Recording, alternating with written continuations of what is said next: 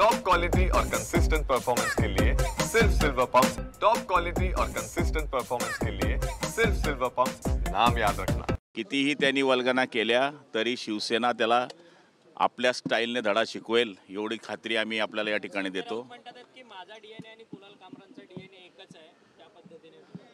मला माहिती त्यांचा डीएनए काय आहे, शेवटी तो त्यांचा व्यक्तिगत विषय आहे। कुणाल कामरा का ये कहना है की फडणवीसांचं वक्तव्य आहे की 2014 ला जी युती तुटली त्यामध्ये फक्त 4 जागांवर ही युती तुटली, शिवसेनेचाच मुख्यमंत्री होणार होता, उपमुख्यमंत्री भाजपकडे होतं, मात्र शिवसेना म्हणजे उद्धव ठाकरे अडून बसले। 4 जागांसाठीच युती तुटली आहे खरोखर? हे बघा, त्यावेळेस त्या प्रक्रियेमध्ये माझ्यासारखा कार्यकर्ता नव्हता। आणि दुसरी महत्त्वाची गोष्ट म्हणजे तुमच्या माध्यमातून असेल किंवा चर्चेच्या माध्यमातून 2-3 जागेचाच फरक होता आणि कदाचित या 2 पावलं मागं सरकला असतो तर आजपर्यंत ती युती टिकली असते आणि हे दिवस त्यांना बघायला मिळाले नसते। पण मला तरी असं वाटतं की ज्यावेळेस घर फिरतं तेव्हा वासं फिरलं की घर फिरतं, तसा हा प्रकार झालेला आहे।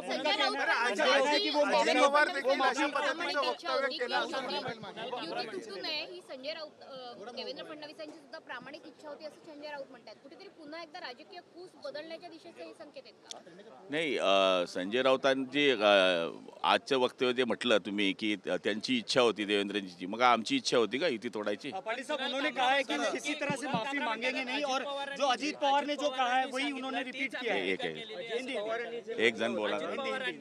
ज्यावेळेस शिवसेना तुटलेली होती आणि भाजपसोबत गेलेली होती, तुमचं बंड झालेलं, त्याच्यानंतर जे अजित पवारांनी टीका तुमच्यावरती केली तीच मी टीका केली असं कुणाल कामरांचं म्हणणं आहे। बघा, कुणाल कामरांचं म्हणणं जरी काही असलं तरी एक राहिलेल्या माजी मुख्यमंत्र्याला सध्याच्या उपमुख्यमंत्र्यावर अशा पद्धतीचं टीका करणं मला तरी वाटतं हे शोभनीय नाही आहे। हास्यविनोद हे करायचे असतात आणि निश्चितपणाने ते प्रत्येकाला आवडतात। बुरामत मानो होलीमध्ये पाहिजे त्या प्रकारचे हास्यविनोद महाराष्ट्रामध्ये होतात, त्याचा कोणाला राग येत नाही। या अशा पद्धतीने दाढी, चष्मा, रिक्षा, ते का कोणी दाढी वाढवणं काही चुकीचं आहे का? मला तरी असं वाटतं की हे वक्तव्य त्यांनी व्यक्तिगत माणसाची हानी करण्याचं वक्तव्य केलेलं आहे आणि शिवसेना काय ऐरी गैरी नाही आहे, त्याला दाखवून देईल काय असते ते।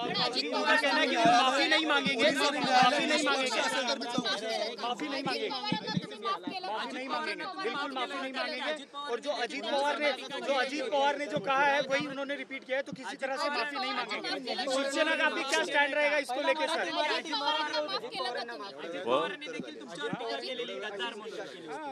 हे बघा, अजित पवारांवर पण गद्दार म्हणून टीका झाली, तुमचं आमचं सेम।